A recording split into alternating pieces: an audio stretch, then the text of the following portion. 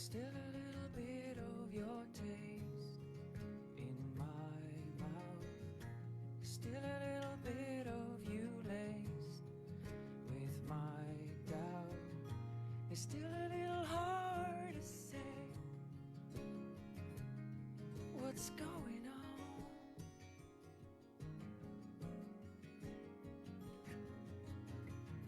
There's still a little bit of your ghost, your witness.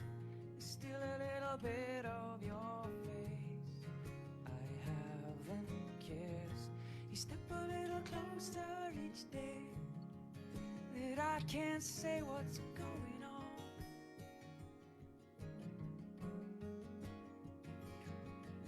Stones taught me to fly. Love, it taught me to lie. Life, it taught me to die. So it's not hard to fall when you float like a cannon. Oh.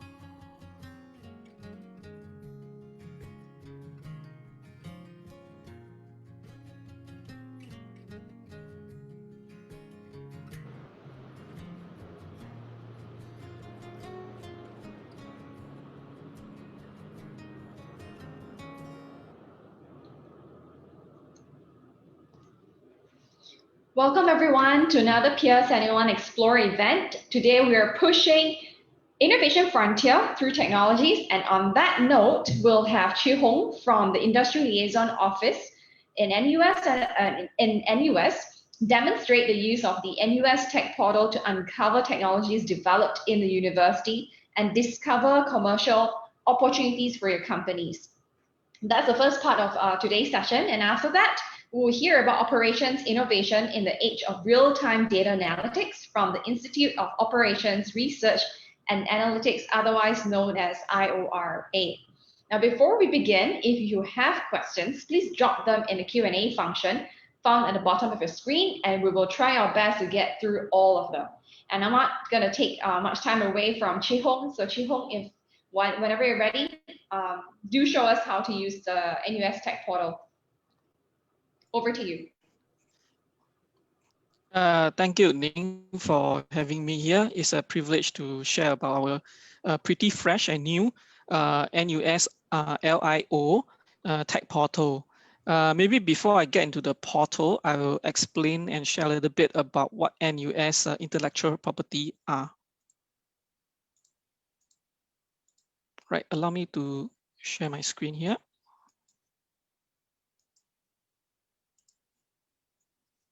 Okay, so NUS Industry Liaison Office, short is ILO, is actually the main office that's in charge of looking after all of NUS research output and intellectual property. So we work with a lot of industry partners as well to commercialize our IP. Right, so in terms of what types of intellectual property that we have, there are in essence 4 types. One is of course the patent, which most people will know about. And also a lot of what we are getting nowadays are also copyrights. It could mainly be software copyrights. The other one that is a bit lesser known is also our technical know-how. A lot of our researchers has come up with very ways of how they do some new technologies, and they have the know-how that we can license to any industry entity out there that can use it for their productization or in their product as well. And the other one that is also available on from NUS ILO is trade secrets. So this refers to some of the inventions that involve a secret formula, a secret recipe, etc., a secret process that only the inventor knows, and which can also be licensed out. So just a little bit of trivia here is that we receive roughly, well, a little bit over 400 inventions every year that's been disclosed to us from across the whole of NUS, including some of the affiliated institutions as well. So out of that 400 inventions, every year we put up about just over 200 patent applications. Up to date, we have about maybe closer to 800 patents in our inventory that is we are keeping active. So in terms of how you can collaborate with us, how you can license from us, there are multiple ways. We can, from the very beginning, we can look at also look at evaluation license, or what we call options to license. We have also other commercial licenses that can be exclusive or non-exclusive as well. Besides these kind of licenses, if licensees thinks that a certain technology or certain IP requires further development to fit into their product portfolio, we can definitely look at signing an agreement to further develop technology with the PI or also the inventors. Our licenses can cover geographic locations. Some can be country specific. It could be even just one country, but we also have license that extends to the entire world. Okay, so it means that you sign the license, you can use our IP all across the whole world. We have also a lesser known, but also for the sake of completeness, also academic and research licenses as well. So where can you find all these IP? So towards the second quarter of this year, we introduced our new technology portal called the NUStech.sg. It's a search engine for our NUS intellectual property that is available. Of course, not all the intellectual property is shown on the website because some have already been licensed out, or some is still in the process of being work into a more viable technology, as well as some technology from our researchers that's actually in the pipeline. Okay, so the special part about this portal, the technology has been so-called designed for easier reading. Instead of if you're an innovator or you are investor or entrepreneur that's looking for a suitable technology, we have tried our best to make our technology easier to understand, so that you can see a quick understanding of that technology and use it. Okay, so through the portal, what you get is instant access to our technology manager. So every single NUS IP is managed by a technology manager. So they are also the liaison point with our inventors. So this gives you a direct access to the technology. All right, so without further ado, I will continue to give a short demo of how our NUStech.sg.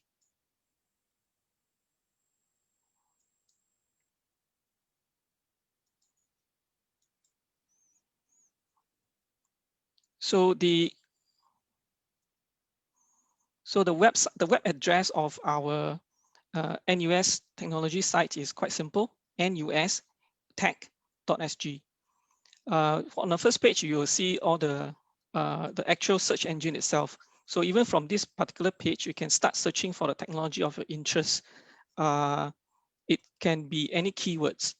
For example, if I'm typing a low here, you can see there are 4 IP that matches this particular keywords. When you click on any one of them, it actually brings you to the specific technology. So here we have one for lithium and lithium-ion battery recycling. Right, before I go into the technology offer itself, let's go back. Right, so in order to make full use of this website, we always encourage all of our visitors to sign up. Right, so when you go on a sign up page, you will get the opportunity to put in all your information, the technology areas that you're interested in, and you can sign in from there, and you can create an account with us. And with the account, it can track, give you a history of the technology you have visited. Right, so I will log in from here using my account to give you a short demo of what you can see as a member. Sorry, as a sign up.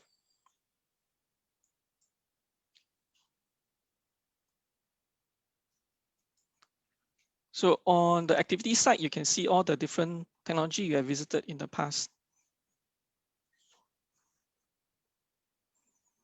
Okay, if we go back to the home site, you can also search through different things. For example, the category, that technology that you're interested in. So we currently have 5. One is health technologies, industrial technologies, intelligent systems, as well as environmental technologies. And any technology that doesn't fall within those domains, you can find it in others. You can also search by the technology readiness of the technology. So if you mouse over, you will see the different description as regard to the technology readiness level used by our definition.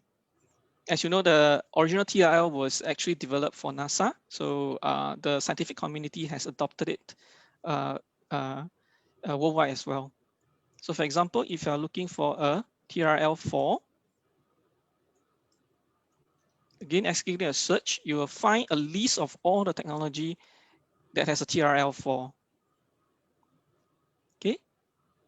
Chi-Hung, can you show us an example of if you click on it, what goes, what's being provided, what kind of information there is? Right. So in this case, once you click on any of the technologies that you are interested in, it will bring you into this page that gives you an overview of the technology. So it tells you about what can this technology be used for, what are the opportunities that exist in the application of it. You can also get a brief description of the technology itself in an easy reading way. So towards the end, you get this inquire now to contact the technology manager himself or herself through this. So on this right-hand side, you also see the different short summary of the applications and advantages of this technology. So if you sign up with our web portal, you actually get to download this as a PDF file. Through this portal, you can also share it through different social media platforms. So, and how many of these technologies are there currently in this portal? Currently, we have 50 technology on offer here. It is growing every month. So by the end of the year, you should have seen another 50 technologies available here. So it will be growing at a very fast rate. There are currently up to maybe 400 or 500 technologies that's actually available. Mm-hmm. Oh, So okay. eventually you'll see them all in this portal. I see. So it's now being transitioned and being transferred over to this portal. Yes, that's correct. This is a new portal that we started this year. And compared to the old one or the old website that we have, this portal really offers a much easier reading and easy access to all the information that you need. Things like the TRL levels and as well as the direct contact with the technology managers. I see. So on the website, you can also see some of the success stories that we have so far. For example, this is called right? Visens, yes, one of our university spin-off that's been very successful in the search engine markets or the e-commerce website. So which is quite pertinent for this particular COVID situation. Yeah. All right. So you can also look up on a FAQ to get some simple answers about who we are, what do we do, and how you can work with us. Of course, contact us. We'll give you a direct, if you get anything that's not found on the FAQ, you can always drop us an email or a call, and we will be able to get back to you as soon as possible. All right, so so that's the demo from our tech portal. I hope that's useful, and feel free to explore it. Please do check back frequently because we'll be growing our inventory of technology offers in the next, in the coming months. All right. So that's so much for me. Thank you.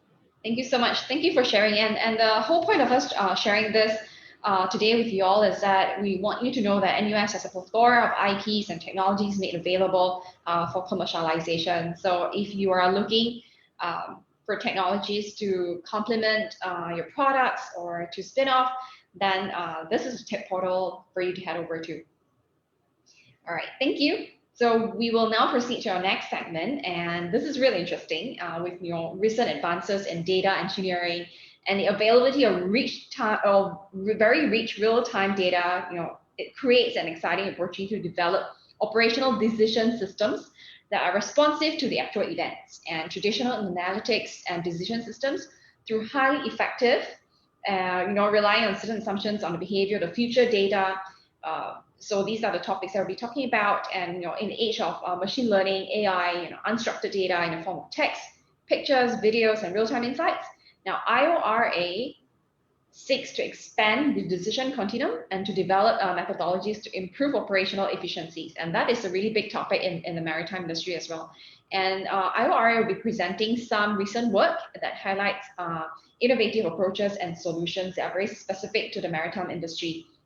And we're very honored to have Prof. Teo Chung Piao, who leads IORA together with his team members here, Rajiv and Ching He, and they'll be presenting the insights and the recent works that they have today. So thank you so much. Prof. Teo, over to you. Hi. Thank you, Ning, and also Mark for the invitation. So I'm here today. I'm Chung Piao Teo, the director of the Institute of OR and Analytics in NUS. And I'm here today to share with this forum, to introduce the Institute to you, and also to talk about some of the showcase research that we have done. I mean, the purpose is to connect to this community, and hopefully we can do some nice collaboration after this. Now, let me first start by introducing the Institute to you. So what is this group of OR researchers in NUS working on? So the Institute actually started in about the year end 2016, when NUS saw this opportunity to actually do something exciting for the community. So in fact, the NUS invested about 16 million to set up this institute. I think the goal is essentially to modernize the theories, teaching, and practice of operation research in analytics. So for those who are new to the field of operation research, this is basically a body of scientific knowledge started in the 40s, 50s during World War. It is about the science of basically the advanced gathering process optimization, and it is basically used in many industrial systems for many years. But in 2016, we saw these opportunities to actually put together a group of researchers. So we have mathematician Kim Chuan, electrical engineers Vincent, and a couple of engineering and business school colleagues. We set up this Institute of Operation Research and Analytics, essentially to sort of develop some leading edge research programs in this field. And along the way, of course, what got all these old professors excited is that the university promised us that they will give us PhD lines for us to train good PhD students. So far we have recruited about 30 plus top-notch PhD students, and the aim is to have about 5 to 7 coming in every year. And the Institute recently won a Tier 3 grant from MOE to continue this line of work to basically promote the science of prescriptive analytics to the industry. And this is the reason why I'm coming here to engage this group.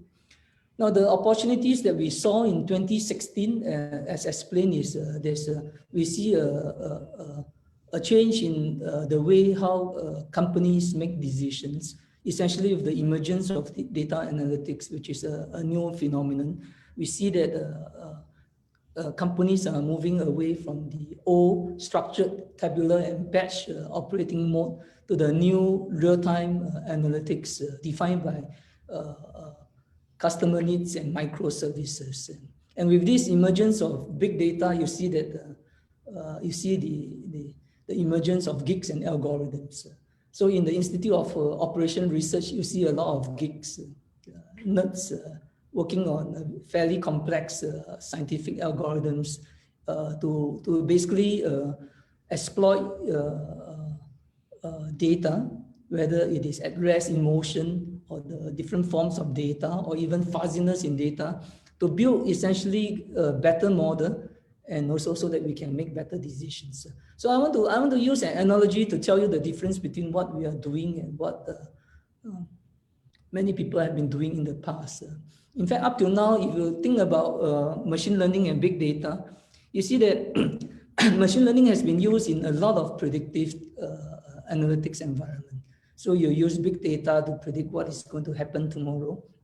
And then based on this information, you make decision. So you make assumption on the patterns, and then you decide what to do for the future. So this has been in use for many years, even up till now. These days, there are still software systems being developed using this old paradigm. But what we want to do in this institute is about promoting this new research about real-time analytics, whereby you do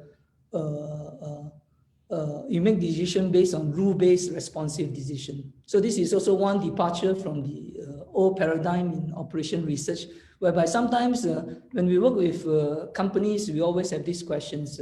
How do you convince me that your model is better than what my managers are currently doing? So a lot of the complex model lacks this transparency, and the rule-based responsive decisions are what comes in to meet these needs.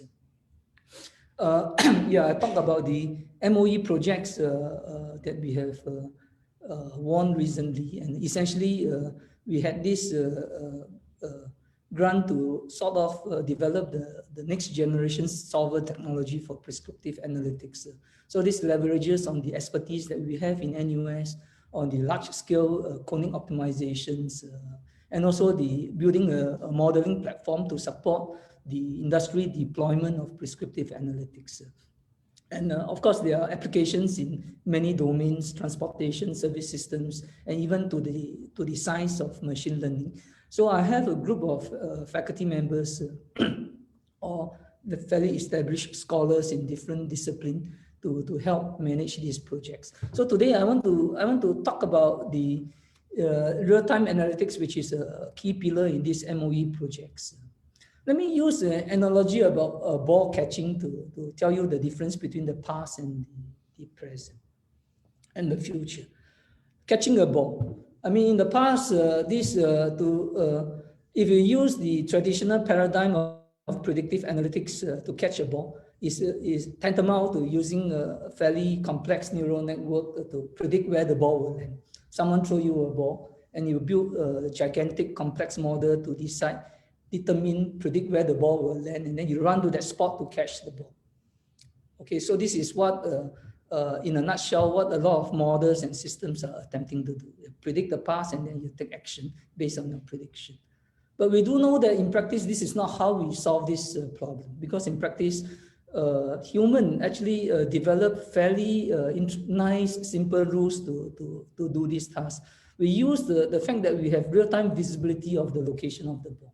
So this is a common heuristic called the grazing heuristic that the human has developed. At any point in time, you maintain the gaze at the ball, and you adjust your body position in such a way that the gaze is a constant. So when the ball is far away, you try to stay at this location. When the ball comes nearer, you run forward so that your gaze is always maintained at a constant angle, and boom. By using this heuristic, humans actually solve these fairly complex tasks rather easily using very simple rules. And I think in the future of real-time analytics is about basically exploiting this fact that you have real-time visibility of the state of the system. In fact, companies these days, whether in maritime or in aviation, you're deploying sensors, you're trying to install the latest technology so that you can get the latest information on the state of the system. I think the key now is how do you exploit this information into your decision making. And essentially, in the institute, we are trying to develop the science for this approach to problem solving. Now, I have a list of other applications that we have actually done with companies over the years. From PSA, I will get my colleagues, Rajiv, to share the projects that we have done with PSA a couple several years ago. And I don't have time to go through one by one, but I invite all of you to visit our institute website and look at some of the work that we are doing. But in a nutshell, I just want to wrap up by saying that there's now fairly exciting opportunities, because with the emergence of real-time data, there is this exciting opportunities to develop a new system to do things in a better fashions. And I will leave it to my colleagues to do a few showcase demo to the group here. Rajiv, come.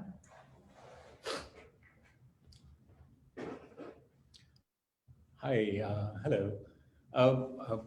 Following along with the grand idea of what IORA does, I would like to share a couple of showcases to first talk about how traditional OR worked, and then how real-time analytics kind of changes how we think about problem solving, and even think about how decisions are being made.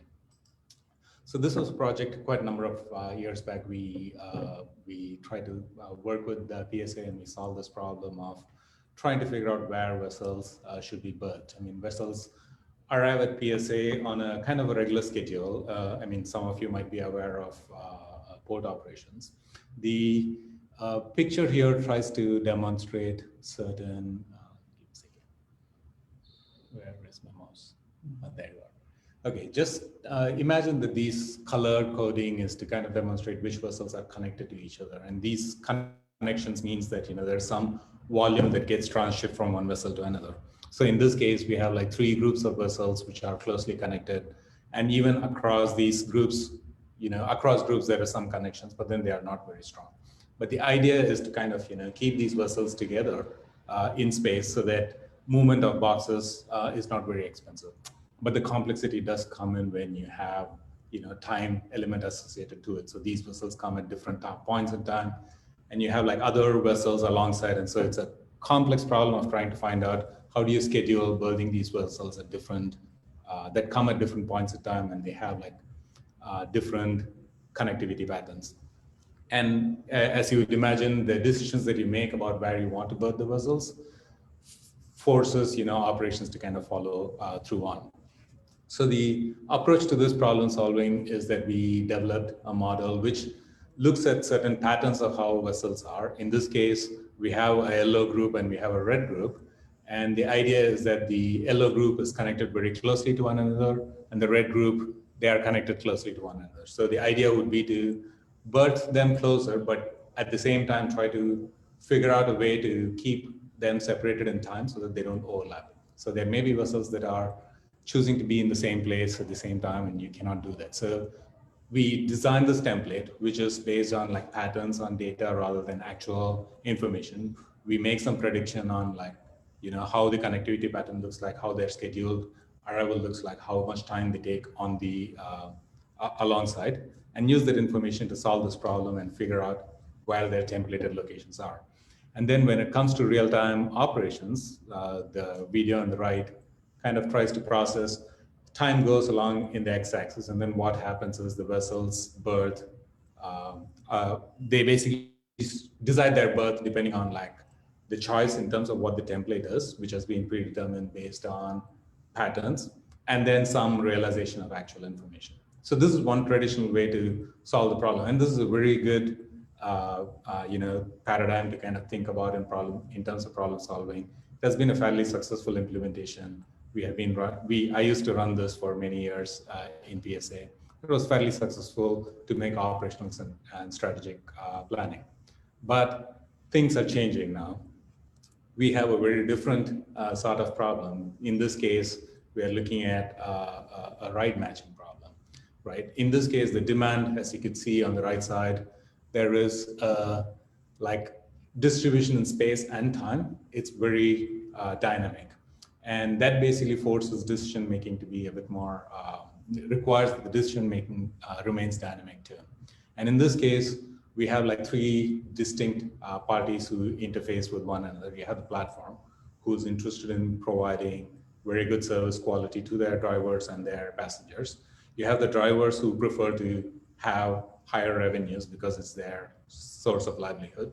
And you have the passengers who demand that their service needs are met by getting picked up very quickly. So there is that very complex multi-objective problem that needs to be solved. The demand is very dynamic, both in space and time. And so the question becomes, how do we go about solving it? You cannot upfront decide on this problem based on patterns because the patterns are emerging as the data comes through.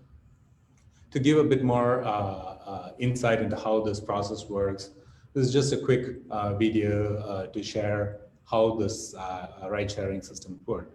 We have like these taxis, drivers who are like trying to go around town looking for jobs. You have these orange markers which represent passengers, the demand that shows up dynamically over time. And you have the green passengers who are like currently being served by drivers. And then some of these cars are going around town to look for jobs.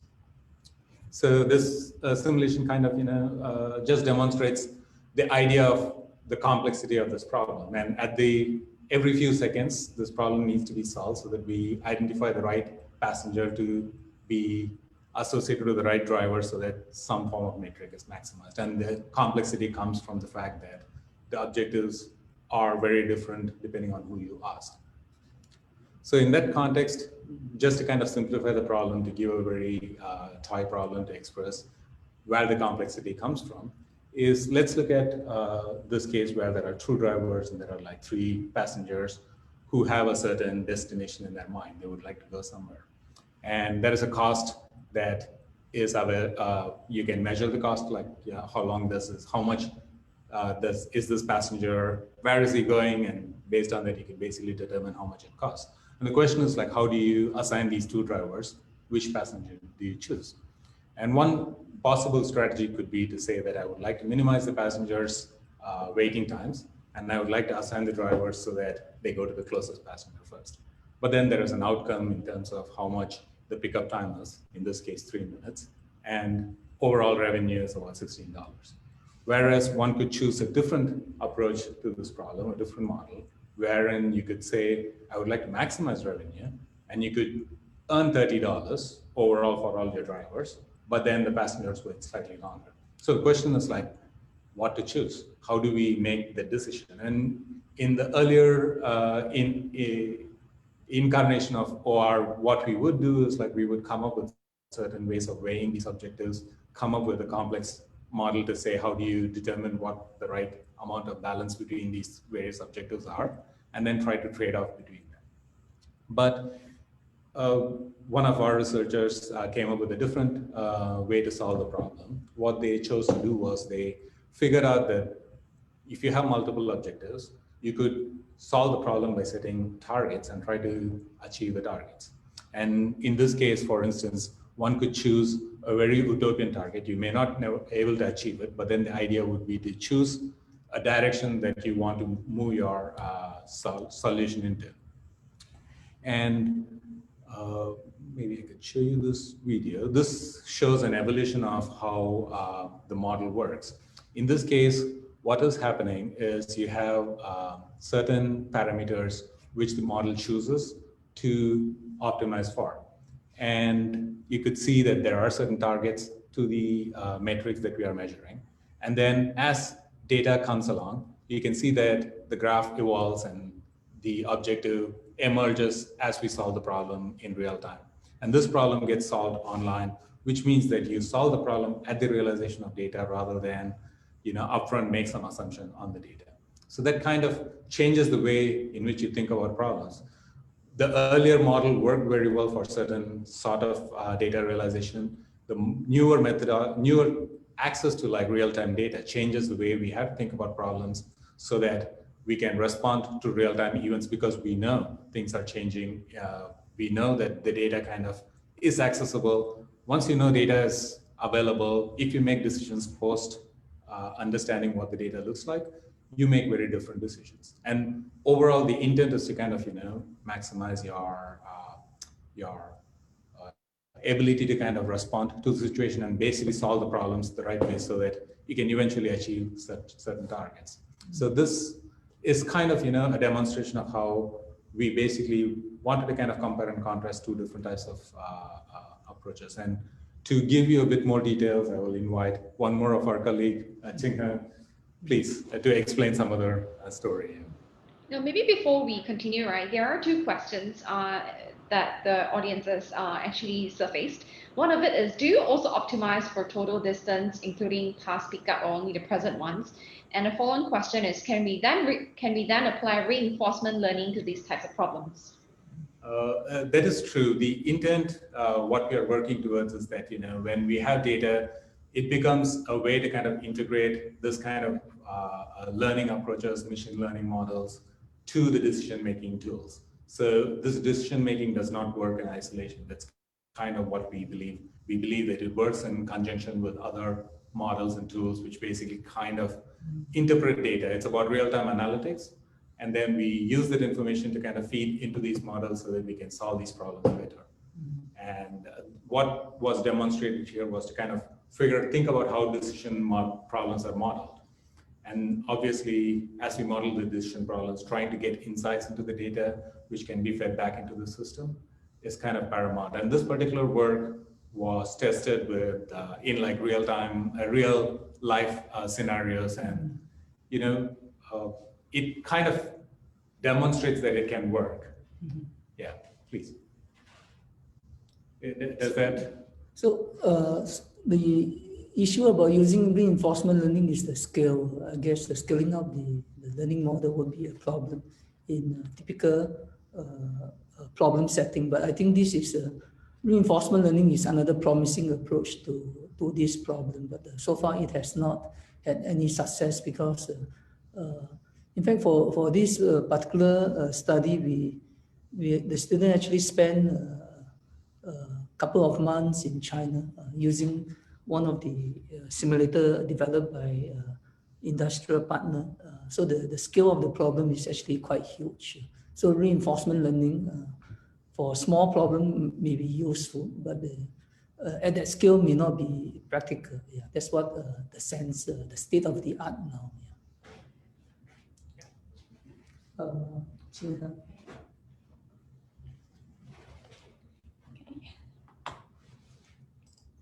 Can you hear her? Are you talking, Pungman? Sorry, yeah, I didn't realize I was muted. So I just want to tell you that there are a few more questions that came up. So maybe we can just quickly answer these two. The first one is that Edwin asked that, it appears that an underlying approach is a graph, and the challenge comes with the dynamic and recursive nature of the world in real time. And so to what extent have you experimented with hypergraphs? I don't see, where's the question? It is actually in the, so if you click Q&A at the bottom of your screen, Edwin raised two questions. Can you repeat the questions? I don't see it. His comments, it appears that an underlying approach is a graph, and the challenge comes to the dynamic and recursive nature of the world in real time. So to what extent have you experimented with hypergraphs? So I guess when you say hypergraph, you are talking about more complex relationship between the state of the earth, the state of the world. And so we did not explore the hypergraph formulation for this particular problem. But we do take the dynamics into account because the real challenge is about the change in the state of the system moving into the future. So in fact, the solution to this problem is through offline simulation. So right now the method that we develop is based on your prediction of the state of the world. You do simulations, and then from simulations you distill some interesting information about deployment, and then you deploy in real time. So that turns out to be a fairly effective way about incorporating the dynamics of the state of the future into the online real-time deployment process. And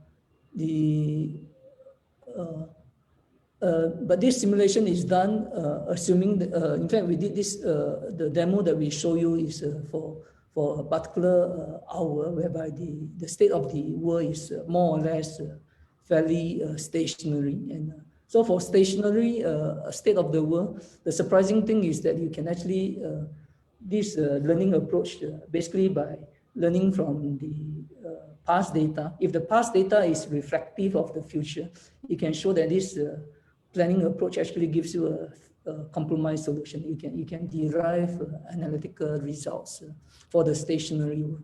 For the non-stationary world, it's slightly more complex. Okay. Okay. Thank you. In the following, I will talk about my ongoing work on bunker procurement optimization to demonstrate the idea of real-time data-driven method.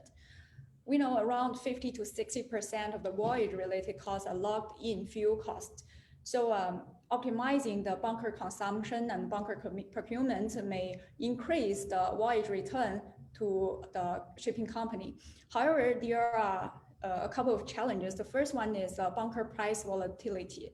The decision makers are confronted with the risk associated with the uncertain bunker price at the volatile global markets. And the price variations over time and the price differences among the major bunkering locations further complicate the problem. The second issue is the bunker procurement optimization. The bunker procurement decisions cannot be considered in isolation from bunker utilization decisions, such as routing and speed optimization. This is a real challenge from PIL, as I learned from the IPI Trade and Connectivity Challenge this year. And to address this problem, the traditional approach is to first forecast and then optimize, which carries out two separate stages sequentially.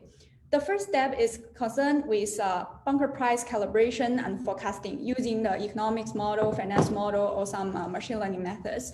Once the bunker price evolution is calibrated, then the future price is forecasted and applied to a second step of bunker procurement optimization. And the output is a bunker procurement plan or bunker utilization plan.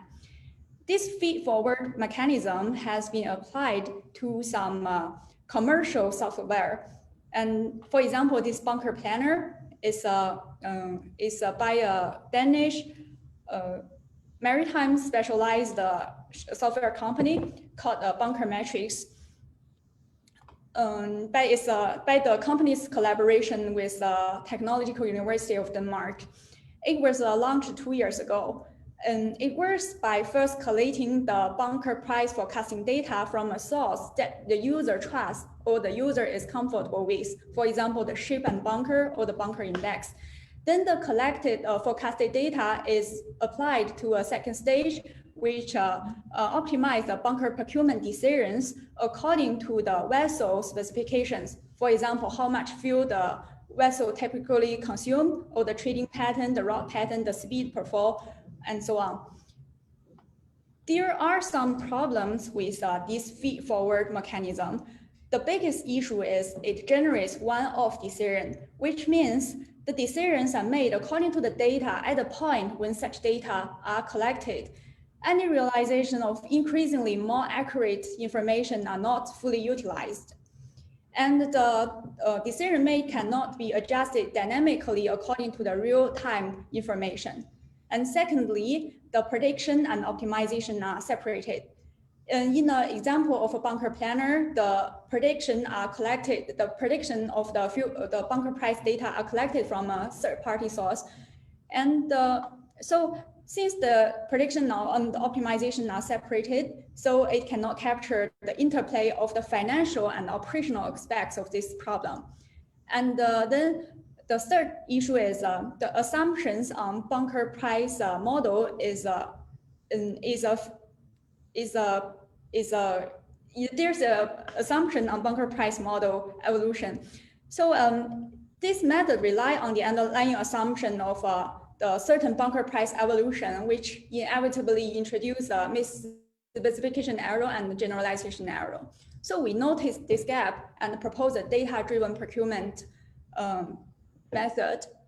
To illustrate our idea, let's consider the human intelligence of an experienced professional. An experienced decision maker may have some feeling of what is a ideal price and what is a low inventory level. So this is what they learned from their past success and failure.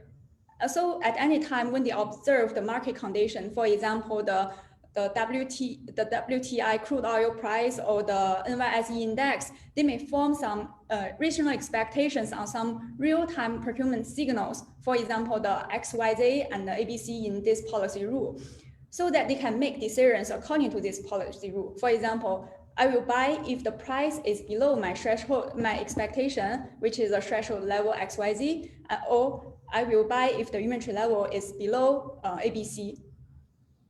The good news is we have identified through our mathematical analysis that the optimal procurement decision follows a similar structured policy rule. The intuition is to compare the spot price at the pot with our signal. If the spot price at a particular pot is below the price signal, then we buy and fill up the fuel tank. Otherwise, if the price is high, we only bunker to a level that enables us to survive in the incoming legs until next bunkering pot. The logic behind this structured policy rule is quite similar to the previous human intelligence, but the tricky part is what is the value of these signals? So we propose this data-driven mechanism. It's a non-parametric data-driven approach that incorporates the structured policy rule in our model, so that we learn the optimal purchasing signals from the historical data of bunker price or historical feature data, and the output is a optimal purchasing signal as a function of these features. So at any future time, when we observe the market conditions, that is, we observe the feature values, we can translate in these feature values into signals to facilitate decision making.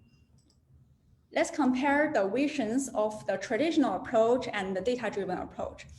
Under the traditional approach, we first calibrate the fuel price evolution and then forecast the unknown fuel price. Then we optimize our decisions, for example, the bunker utilization decisions or the bunker procurement decisions according to the forecasted price. In contrast, in a data-driven vision, we take the policy rule into account and learn the decision rule, which is in terms of the signals from the historical fuel price data.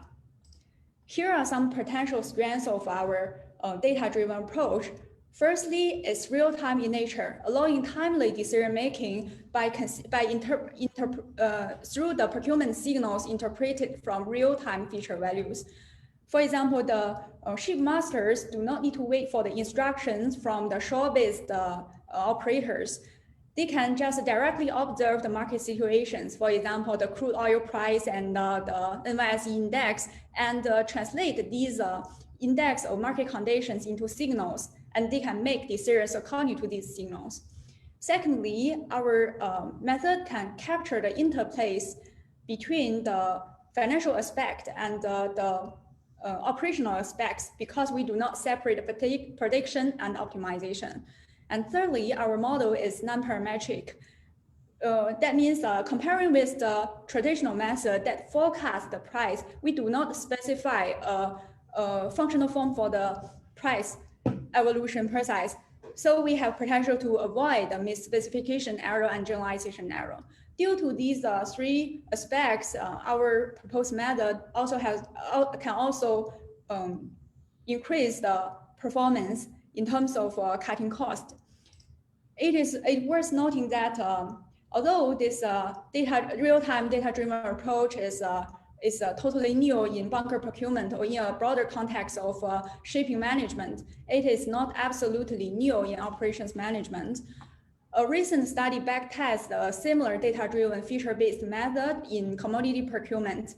6 commodities are tested, including copper, gold, crude oil, natural gas, corn, and soybean, with features constructed using around 20 years of data from Thomson Reuters and Bloomberg data. It was found that a data-driven approach that encodes optimal policy structures significantly improves the state of the art for commodity trading. And in the example of natural gas procurement, the cost can be cut by 4.33% compared with the best practice of the industry partner. So therefore, we have a sufficient ground to believe this data-driven approach can outperform the existing commercial software. So next, let me pass my time back to Professor Chiu. Okay. Good. Let me conclude the presentation by going back to these slides. Now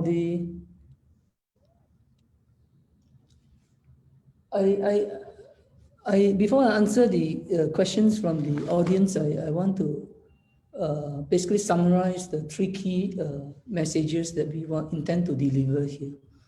First is that there's an exciting opportunity right now to fully leverage on the real-time analytics capability that companies are building into more powerful decision-making systems. And essentially, this presentation show you two demo on how decision-making, exploiting real-time signals can be put to good use in transportation and maritime settings. So I'm hoping that we will develop more showcase moving forward in the future. So this is one key point. Now, a second key point that I want to share is that NUS, we have actually invested in developing this community of scholars and students in OR and analytics. So for this presentation, I asked Rajiv and Qinghe to join in part also to introduce them to the community. But there's actually a fairly big group of scholars and students right now. And in fact, as I often mentioned to my colleagues, I think we want to do prescriptive analytics not as a science or engineering, but as a kind of history. We want to document the history of the applications of all these prescriptive analytics in companies. So I show you here basically some of the implementation that we have done with different companies, attesting to the value of making better decisions with better data. Some of the, in fact, students are very important in our strategy here because some of the studies with implementation with companies are done actually after they are hired by the companies hired by the companies to deploy this. I remember Rajiv joined me as an innocent young graduate working on this birth planning problem with PSA. After the project, PSA liked him so much that they decided to kick me away and hire Rajiv to implement this in PSA. So you are welcome to engage our students and scholars, and I'm hoping to document the historical adoption of this kind of planning mindset and solutions in companies. So the third point is basically third key message is nice to know you. We have a group here, and this is the first connection. I remember when Mark invited me to give this talk, the first question he asked me is, what is operation research? I struggled to explain to him because operation research has changed over the years, and I'm hoping that together we will develop the new theories and understanding of this field of studies. Okay, I hope with this presentation you have a better understanding of what OR and analytics is all about. And if you would like to talk more and explore more, you're welcome to visit us in Innovation 4.0. That's a building on NUS campus. Mm-hmm. Any other questions that I have missed out? Well, there is one very interesting one that's very different. So I think this person's asking if NUS would be open to working with local startups. I think by NUS, he probably meant your institute, your center. Mm-hmm. Combine expertise and serve different kinds of clients. But I think another way of asking it is, how do you work with corporates or other organizations to deliver this kind of projects? So the PSA project usually the engagement is directly with the PI and through sponsored research projects. Basically, the company define the problems and the NUS hire the researchers to train the manpower needed for the companies to deploy the solutions. So this is the common mode of operations. But we also engage with companies like over the last 1 year, we have been talking with local companies to actually work together on innovation challenges, put together proposals. In fact, our mandate. In fact, I didn't talk about this, but recently we have also been tasked to build a COP lab for companies in Singapore, and it is through this context that I get to know Mark and through this COP lab that we are building with companies, our mission from the government is also to engage the SMEs, to leverage up their expertise, to see if the technology that we develop for this company can be put to use in the local SMEs. So we also have this mandate to use these government-funded projects to level up the expertise of the local SMEs. So in a nutshell, we welcome. To us, we are geeks. We just like challenging problems. So we see an opportunities here, and there are tons of talented students here waiting for good problems and, of course, good data set. I think one of the limitations working in the university is that we have ideas, but we don't have data. And working in the industry, you have tons of data, but you don't have time. Don't have time to explore the latest and to test out new ideas. So I think the combination will be wonderful. Yeah, precisely. It sounds like a good match. We just need to get the news out there. Yeah. All right. Thank you so much, Prof. Okay. Wonderful. So we will be sharing how you can get in touch with the Institute. They definitely have a website with all the information out there. So we will share that with those that are registered for today's event. Okay. All right. So thank you so much, Prof. Teo, Rajiv, and Ching He, for your time, and as well as Chi Hong for showing us the tech portal. So on a related note, we have another event that's coming up this Thursday. So coming your way is a fundamental exposure to the management of intellectual property rights. So this session is especially for entrepreneurs. It's focused on best practices, what really is essential, what is advisable, what are the pitfalls that you should really avoid. It's a crash course really, and it's going to be held by Dr. Anna Fong, who's also the head of IP consulting and services at Questel. So if you're interested in the session, especially for entrepreneurs, you can register by scanning the QR code. Otherwise, you can always subscribe to our newsletter, and that's where you get news updates to events like this, as well as post-event write-ups and coverage. All right. So thank you so much. I'll see you on Thursday. Bye-bye. Thank you. Bye. Thank you.